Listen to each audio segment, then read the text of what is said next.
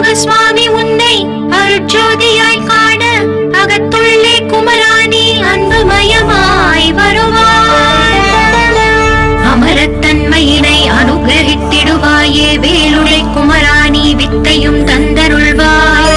வேல் கொண்டு வந்திடுவாய் காலரை விரட்டிடவே தேவரை காத்த திருச்செந்தில் ஆண்டவனே. திருமுருகன் பூண்டியிலே திவ்ய ஜோதியான கந்தா பரஞ்சோதியும் காட்டி பரிபூர்ணமாக்கிடுவாய்.